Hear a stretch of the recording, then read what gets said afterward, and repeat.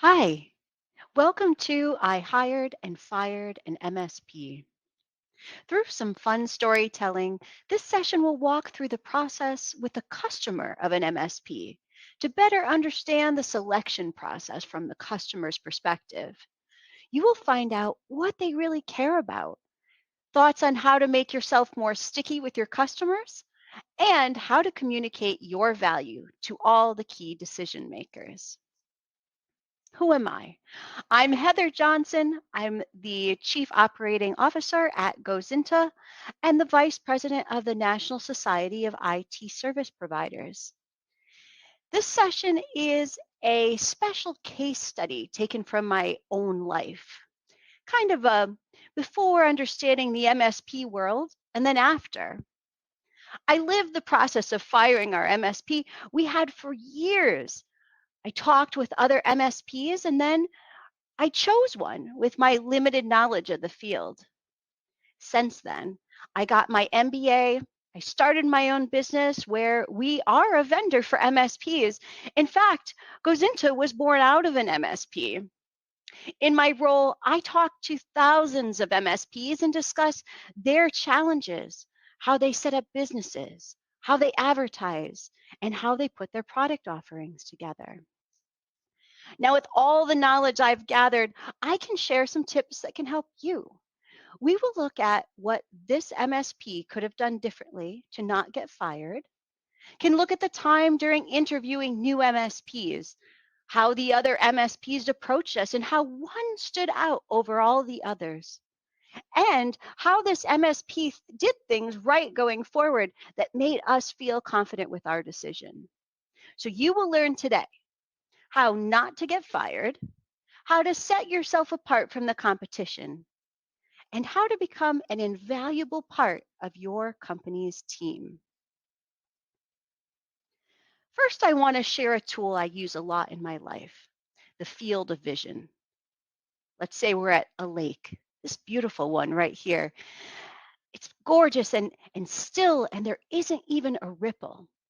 I know there's stuff going on down there, but I don't know for certain what those things are unless I've done some research or have different direct experience. I may not even know what is happening down there.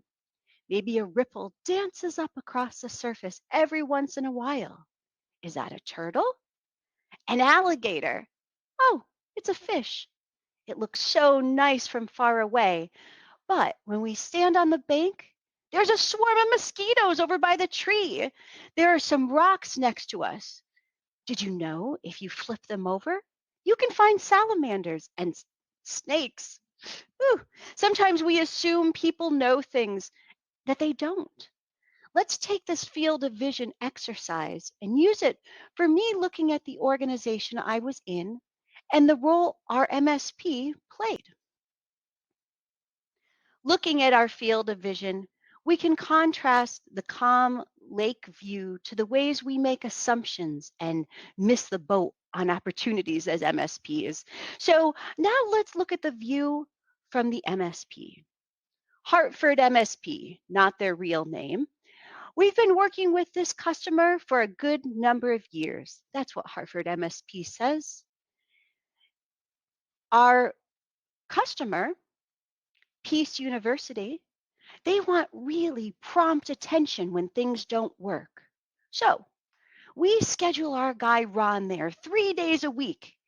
We answer their questions, keep their networks running smoothly. When we ask them how things are going, the only thing we hear is that they really like Ron. So we must be doing a good job. We send them a really lovely gift basket every year at Christmas to thank them for being a customer. After staying at the same price for years, we submitted a price increase proposal. It was approved, and we're thankful and send an even bigger gift basket that year as thanks. A little over a year later, the company lets us know that they would not be renewing their contract the next year. We asked to set up some time to talk about it, maybe submit a new proposal, but they had already decided. The kicker? They took Ron, our on site tech. He went to work with a new MSP because our former customer made it a condition of the deal. We heard later that they got a $500,000 grant to set up an online education program, and the new MSP got to set all that up for them. We could have done a great job and saved them money. We don't know what happened. So now let's look at the lake or the MSP firing situation from the perspective of Peace University. Peace University was the university that I worked at. We were a medium sized nonprofit organization, but we did big things. I co organized two events for the White House. We had very important people visit regularly, including leaders from other countries, even royalty. Our board of trustees was a list of who's who, even including the assistant to the president of a country in Southeast Asia. And we were small. We were doing so many big things. The leadership team was about 8 people who had multiple jobs. There were very long hours. It was very high stress. Things had to be perfect all the time. I myself had 4 jobs. And this Heather from 10 years ago, she knew a lot about tech. I had lots of experience in programming in BASIC on my IBM PC Junior when I was 8. My password was very secure. I used it everywhere. It was my son's name, but I added a special character to it. If our staff had a problem with their computer, they called me. I turned it off, waited 30 seconds, and then turned it back on. I was a technical genius. If that didn't work, they had to call the computer guys. I didn't know what an MSP was. They were the computer guys, a group of people that we didn't see too much, but if things went wrong, we looked at our mouse pads, tried to figure out how to put information into their easy to use portal, and then ended up sending an email or texting or trying to call someone because when things went wrong, it got very stressful. And you all are at the other end of that. I'm very sorry. You all know this person and this kind of an organization. You probably can think of 10 or 20 of them. You may even hate them or grind your teeth when you see them. That's okay. My feelings aren't hurt. I understand that now. The MSP that had been working for us had been there a few years when I started, Hartford MSP. We had a designated person on our staff that they communicated with. We called her the liaison. This person wasn't technical at all, but we needed someone to essentially be a liaison for, and this person had a bit of extra time, not technical, just extra time. She talked to the MSP directly, answered any questions that they had, I think. She didn't tell us very much about what the MSP was doing. She just took care of it. Hartford MSP had an arrangement with us that allowed one tech to be on site for 3 days a week. That was Ron, and he was great. When there was a problem during a stressful time, he would come up with a plan and let me know that he had it under control, and he always did. I usually ended up just texting him to start out with because that's how it worked best for our situation. Now, pause here. What I have learned since. This MSP was using ConnectWise PSA, and none of these tickets were ever recorded. Also, I ended up texting Ron on his wedding day when Exchange went down, so we couldn't send emails, and I felt terrible when I realized what I had done. But he answered and was so cool about it. I still feel terrible about it, though. Ironically, when we started Gozynta, we have our texting integration. Brian, my husband, started Gozynta with me, and I'll be referring to Brian throughout this talk. He is my husband and my partner in business. And Brian was explaining what Tix did when we first started Gozynta, and I said, why can't we just text technicians? I've always texted Ron. Was I not supposed to do that? I always laugh that I'm a living use case on why to use one of Gozynta's products. Again, my field of vision. I didn't realize that wasn't something I was supposed to do. But back to Ron. When Ron wasn't there, the procedure at Hartford University or Peace University went something like this. Turn it off, Turn it on, do that again, cry, walk in circles, turn it off and on, unplug it and replug it, go to my mouse pad, get the address, put in a ticket in the customer portal, anxiously try to figure out how to do that, wait for a response, check to see if maybe Ron is still here, email the MSP again, wait, call MSP, okay, issue resolved. Took an hour. I grew 20 more gray hairs. Great response time, but that hour to me felt like forever. And I hated when Ron wasn't in the office. So every year in October, around budget time, we looked at ways to save money, as most companies do, and certainly all nonprofits do. At this point, our liaison for the MSP came to us and said that the MSP was looking for more money. The senior staff looked shocked at the amount of money we had been paying the computer guys, and we all scratched our heads. Has anyone gotten a new computer or any new equipment? I think our equipment's ancient. No? So what are they doing? I don't know. I think Marie in the library almost sent money to the Prince of Africa and they notified us. Oh, wait, Ron. Ron is great. We love Ron. Well, I don't understand why they were getting the old amount. It seems ridiculous. Oh, we have networks. Oh, yeah. I really think he does something with that. Maybe they do it too. Does anyone else know about that? Oh, wait, doesn't Ron work for us? No. Okay. But we need the networks and we need Ron. So, okay, let's pay attention to this year, see what the MSP is doing, and then we'll make a decision. So we approved the increase with the thought that we will look at it at the upcoming year. December, a very large gift basket arrives from the MSP.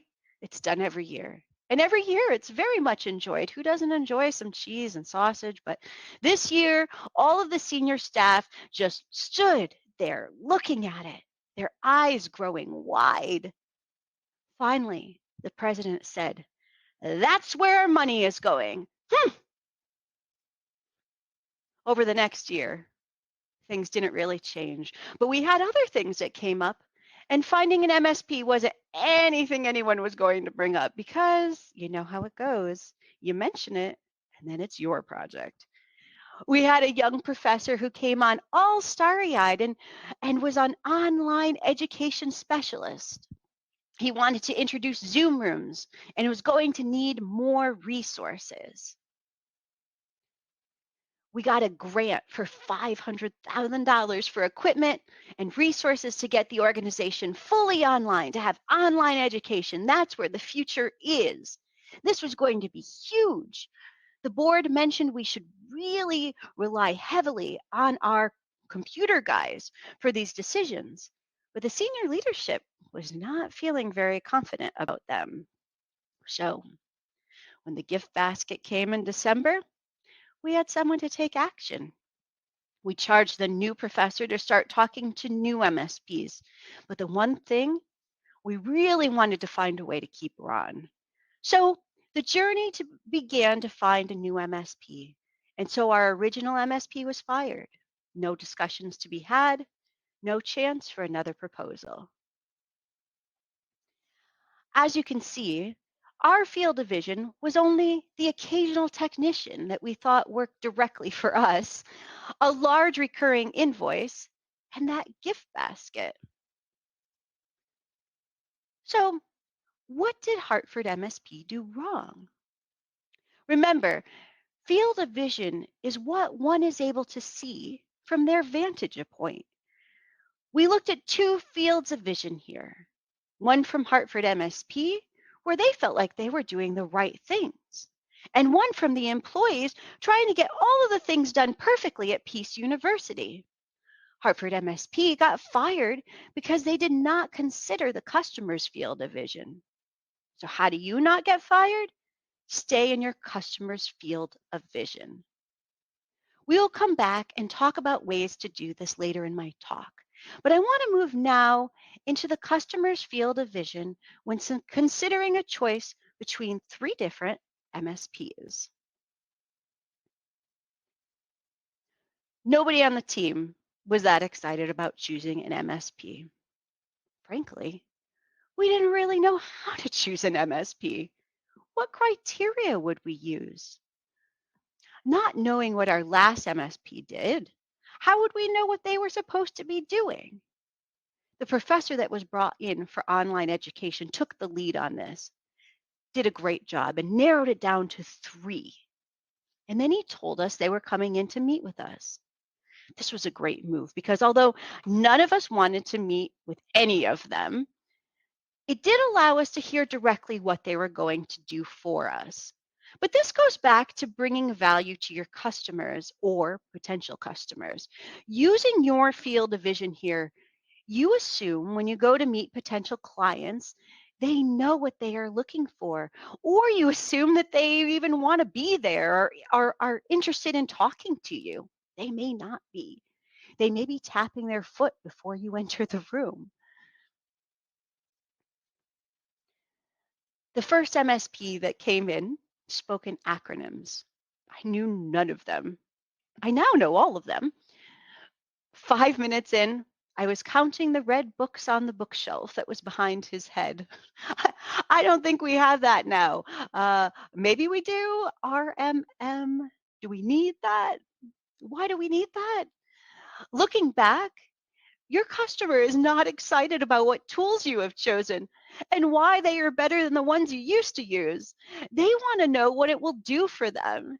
They also gave us a few tiers of pricing, and I still don't remember what I got in one versus another. They actually didn't mean anything to me, no matter how many times they were explained. So MSP 1 didn't inspire us to move, so we didn't hire them. The second MSP came in and just talked and looked at the two men in the room. Mm, we didn't hire them. The third MSP had an interesting approach. They met with all of us individually on times that worked for us. They introduced themselves as nonprofit specialized, and I swear they rang a bell after they said that. Finally, in this sea of things that I didn't understand, was something I could judge others by. Oh, are you nonprofit specialized? Are you nonprofit specialized? No? Oh, sorry. We must have an MSP that is nonprofit specialized. You ask me now, what does it mean to be nonprofit specialized? Well, in our case, they could help us with any grants we were writing for our online programs and was familiar with Blackbaud, our donor platform. But yes, that little phrase had an amazing impact on me and the rest of the team. I know verticals are a huge thing, and I also know that during the pandemic, having a strict vertical caused some issues. If you had a vertical like dental or restaurants where things just stopped. But if you can advertise and speak to a certain vertical as an expert, that is a great way to communicate some shared knowledge. Their knowledge of the existence of our donor platform, Blackbaud, was a huge moment for us. They were talking about some of the tools that we were struggling with on a daily basis, tools we paid lots of money for, and we're only using about this much of it because we didn't know the power of it. And essentially, we were just maybe putting in someone's name. We were certainly not using it to the full capabilities. And um, if as soon as they talked to us about how they could help us use some of these tools and knew where our pain points were, yeah, we want you to come here and we'll never let you go. It will make a much bigger impact than talking about tool sets, which you will rarely find you will connect with your customers on. During my one-on-one meeting with MSP3, they asked me great questions. They didn't just sit down and say, "What do you need help with?" Which is a really wonderful question, right? You would think that's a perfect question to ask. But if they had asked me that, I would have not had an answer. I didn't really think I had any problems that could be fixed by an MSP, not knowing what they did and not knowing what technical problems I had because I just went through doing my job and stacking up my paper timesheets. Instead, they asked what I was using for human resource management, about payroll, how I was submitting it, about file sharing, how was I working with my team in that way. I didn't even know that was something that was an option. So, in this conversation that I was dragging my feet to do, turned into the sharing of ideas and solutions. And I was so excited about how much time they could save me by automating some drudgery and by using tools I didn't even know existed. Instead of asking what I needed from them, they found out what problems I had and found problems I didn't even know I had and presented technical solutions. It was amazing. For example, I just sent a Word document to everyone and we had a mishmash of problems. Having a way to have a shared document that we all collaborated on changed the way that I worked on a regular basis. It was amazing. And so I think this meeting, about 45 minutes that I was dreading, totally turned me around to be excited about this process and how my job was going to change, get easier, be more effective. It was so exciting. Who knew that that could change? This time, when we sat around the senior leadership table, the decision was very clear. We all came in wanting that nonprofit specialized one, MSP3, and they were chosen. We didn't even need to discuss it. We were just actually sharing all the exciting things that we heard and the things we were going to implement with them. We were all excited to get started and make our lives easier, which was a surprise to everyone. This time, savings actually lowered the pressure that was on us as a team, as MSP3 helped us and became more efficient and automated, saved us time. We saw them regularly as they handled the installation of fiber into the building, which we received another large grant for, and they helped us obtain it. Our Zoom rooms were started and launched successfully. And yes, Ron continued to work on site. We even had him there for more days as the online program became a success, and we needed a tech online to help us with that during those times. It was a great success. MSP3's team was included in our company parties, our retreats. They were as much of a team member as any of our direct hires. They were even there for my going away party when I left to start Gozynta. So, what did MSP3 do right? Well, they set themselves apart from the competition by speaking to us in a way that we felt understood and heard. They knew what our pain points were as a nonprofit. They knew the tools we were using. They made us feel valued from the secretary all the way up. We all felt like they heard us and they could help us make our lives easier. They also became up for solutions for problems that we didn't even know that we had. That showed us that we should always have them in the room, even when we don't think there's an obvious technical aspect to this conversation we're having, because they might come up with something that could help us automate things, help us obtain a grant, or make it easier in ways we just didn't know existed. They knew solutions that we didn't even know were out there. They were our technology consultant. They had to be in the room. So let's go back to Hartford MSP. As you remember, Hartford MSP just got fired, and we can look at things that they could have done differently. That's an important part here. I'm sure hearing my story, you can all come up with a zillion ways to improve. That's a lifelong, career long process. But here are a few key points that I hope you'll take to heart.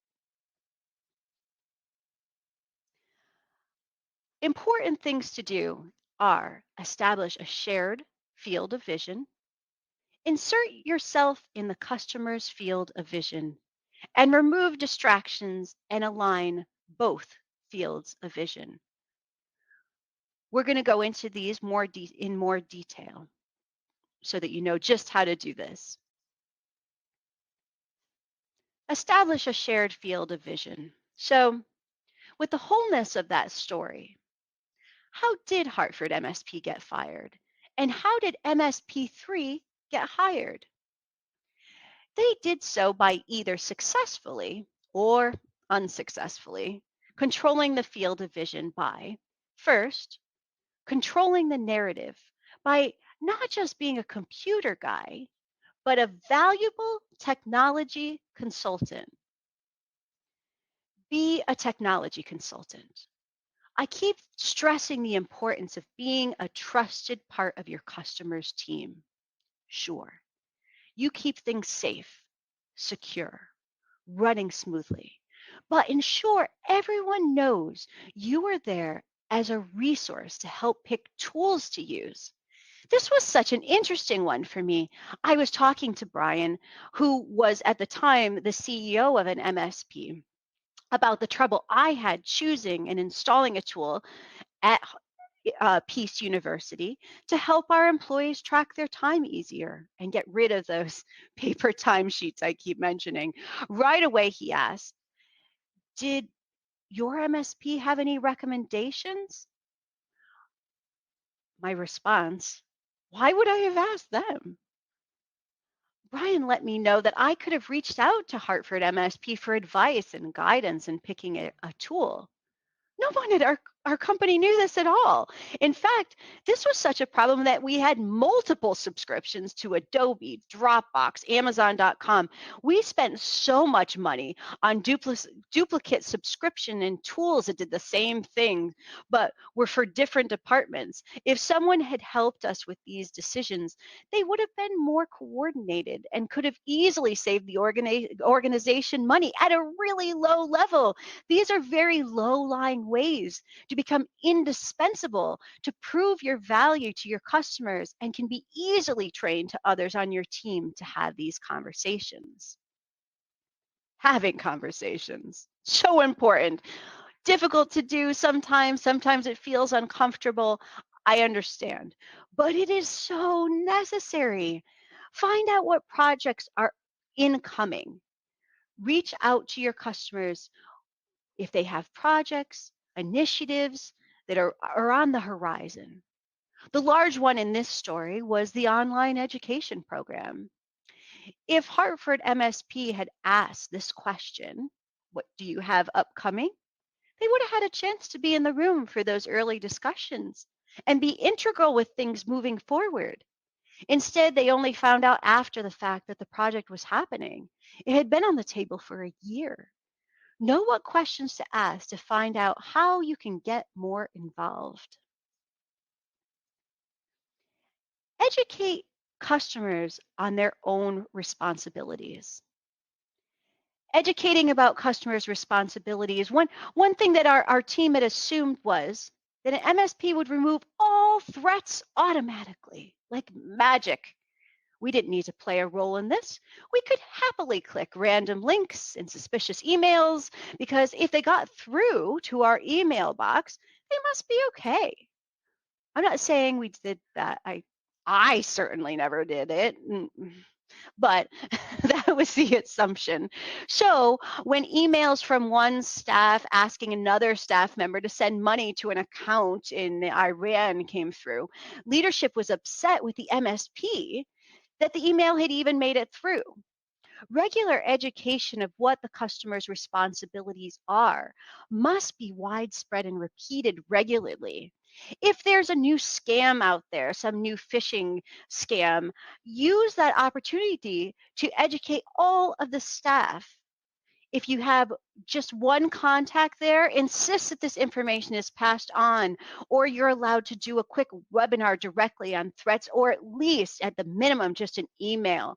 You can't protect their company unless everyone is working together and aware of the ways to keep them secure. Insert yourself in the customer's field of vision. That's the goal here. You need to be a part of the customer's field of vision. You should be getting the invite to the holiday parties. You should be in the room for all the meetings discussing new directions. So, how do you get there? You can't just slam down the door. Communicating.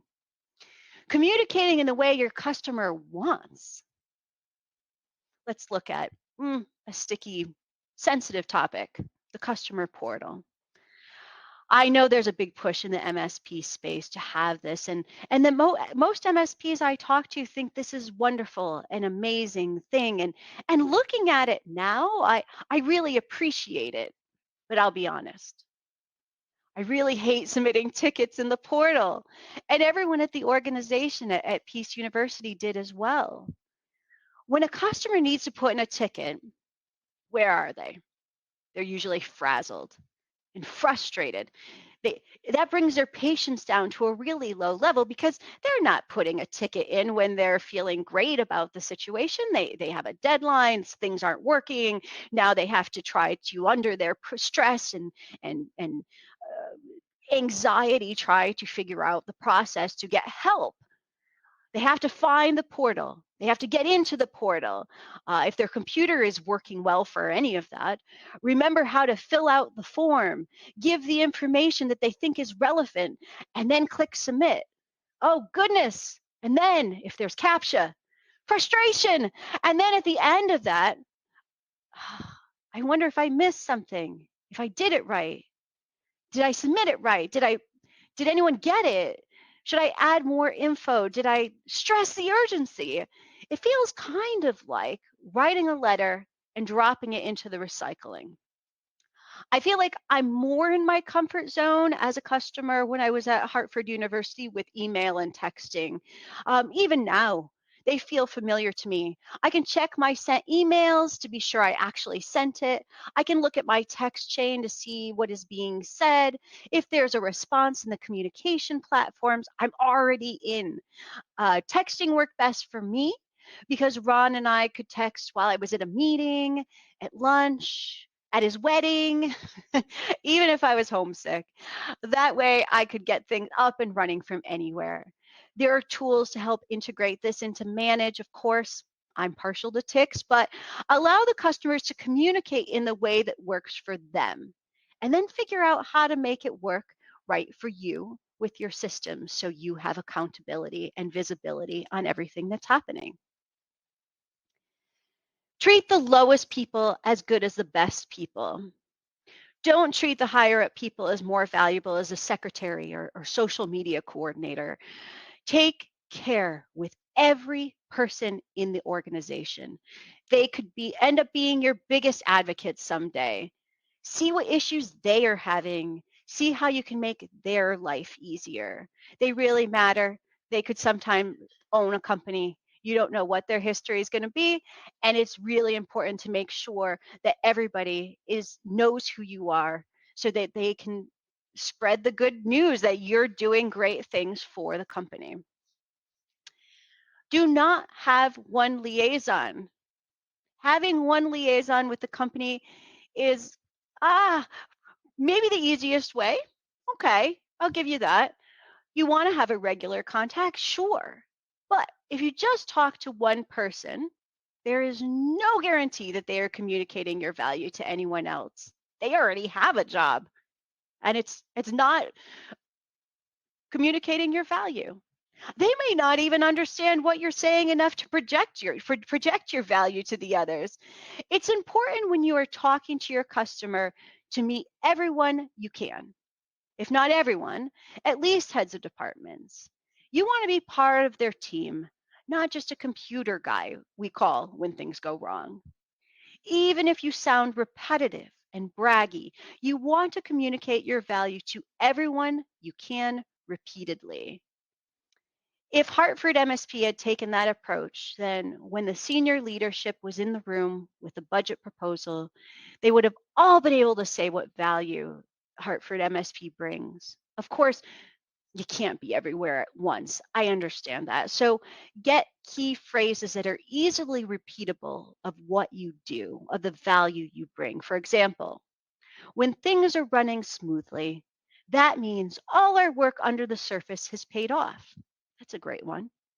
Or we always are looking for security threats in the back end that could permanently damage your files. Repeat them in the meeting to your staff Tell them to remind all of their customers that they have contact with when they're working with them directly. Your sales teams, your support team, on site, dispatchers, repeat these to them regularly and encourage them to repeat them whenever they're in contact with your customers every time. Repeat these messages until they are so ingrained in everyone that they just have to burst out of them. And then what happens is when your customers are at these meetings, they will have heard all of your values so much that they can repeat them and sound really smart and knowledgeable about what their MSP is doing because everyone wants to look smart when they are around a business table.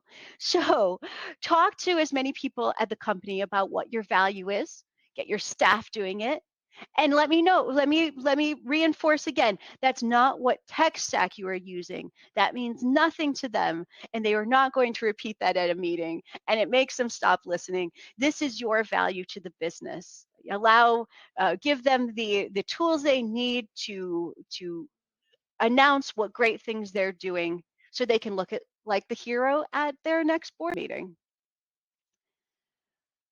Remove distractions and align both fields of vision. Those waves and rocks, mosquitoes and salamanders are obstacles, but also opportunities for you. Be clear and consistent on what you are offering so you can really be partners and they can utilize you for the most value, which will make you indispensable. Even if you sound repetitive and braggy, you need to educate your customers. Do not have one liaison. You want to have a regular contact, sure. I get it. And I'm sure this is the easiest way to do it. But if you just talk to one person, there is no guarantee that they are communicating your value to anyone else. They already have a job and it's not promoting you. They may not even be able to understand what you're saying enough to project your value.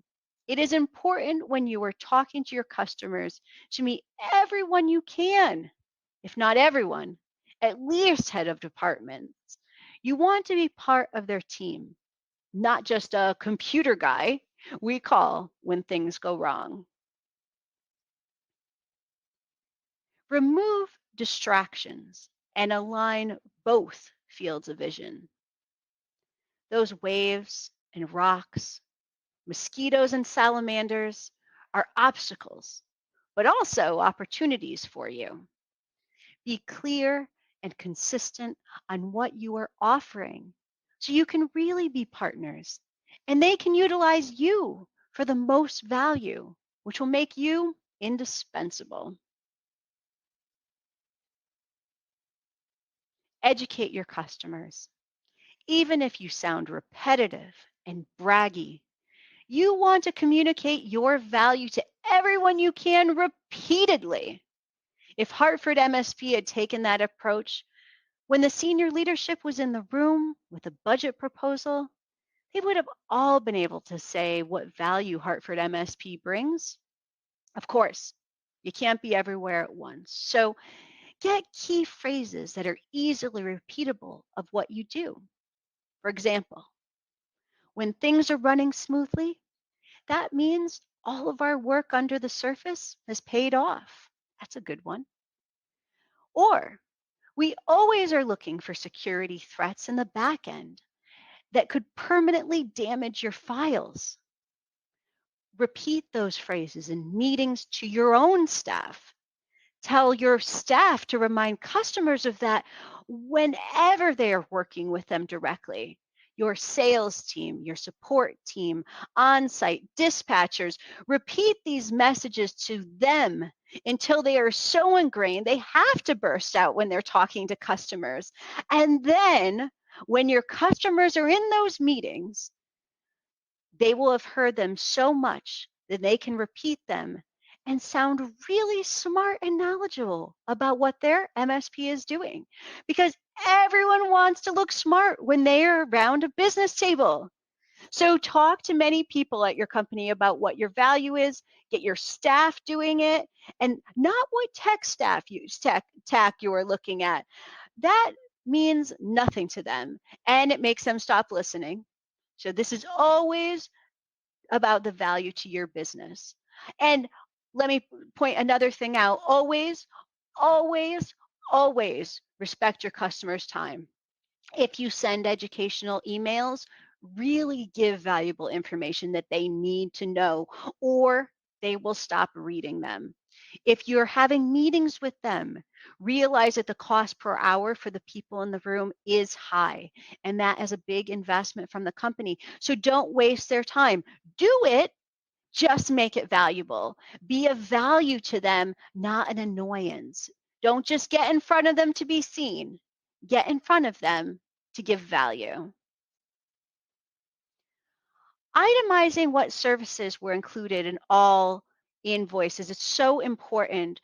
What was covered in a summary report each month or itemized on the invoice, but don't ever send an invoice with just what is owed to anyone. This should have what you have done throughout the month, the tickets you have solved, the services you have provided with a description in language they can understand. Your agreements in ConnectWise PSA should be able to set that up pretty easily to generate those invoices with those details, detailed invoice setting. Use it. Use it to help you and make sure you take the time to make it easily readable for your customers so that you're being able to project your value even when you're sending out invoices. CFOs will look at this. At Peace University, we had all of those invoices in the room for Hartford MSP during budget time. This would be a great time to reinforce your value. Never miss an opportunity. Marie may have been sending money to the Prince of Africa 10 times a month and clicking all sorts of malicious links. That wasn't in our field of vision of the decision makers that were in that room. So make sure you make that clear in these invoices and how many tickets you're resolving, how many threats you're protecting them against, so they know why that water looks so calm.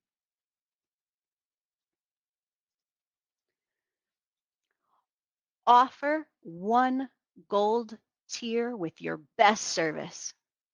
My big advice in this realm: have one big price that will protect them from as much as you can protect them from. Studies show that most of the time a consumer will pick the middle price. If they aren't going to be safe enough on the middle price tier, don't offer it. Your customer thinks you are doing everything for them for whatever they pay you. Even if it's $100, they think you're taking care of everything. Charge what you need to do to offer the best service for them and then educate them on their responsibilities in that deal. When you go through the life cycle of any customer, there's what you see and what you are doing. And that may be the absolute best, well thought out plan that seems to be going wonderfully. But there is another story outside of your field of vision that impacts your business. The way to avoid this is to make the story in your field of vision. Widen your field of vision so you're part of the story for that company. Have conversations, ask questions, offer suggestions, be in the room. It sounds like a lot, but it is the future of this industry. MSPs need to focus more on the technology consultant part of their business. The time is now to make that switch and be an integral part of each of your customers' teams. Widening your field of vision is the path there. In summary, I think I can boil the most important lessons here down to two things. You will be far more valuable to your customers if you're deeply involved in their company, know what's happening, and can earn their trust as an advisor in even the tiniest tech decisions. Dave Sobel talks about this regularly on MSP radio. And Craig Fulton talks about this all the time, the importance of being a consultant to your customers. This is the future of the industry. Everyone in your MSP must learn to excel at communicating your value to your customers. This is even more important than getting the tech perfect.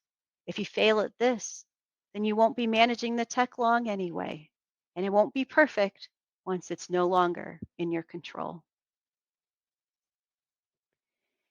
If you need outside help making these changes in your organization, I do have consulting time available to help you get there. You can scan the QR code here to contact me or get the slides to the presentation today or learn more about the National Society of IT Service Providers, a group that everyone should be involved with as we try to professionalize the industry. Also, there's also a code for Gozynta.com to learn more about our products, Gozynta Mobius, Gozynta Payments, our new white labeled payment solution that everyone should be looking into, and Tixt, our texting integration. We are a family owned company and we're proud of that. And I really thank you today for spending some time with me, and I hope you learned a lot.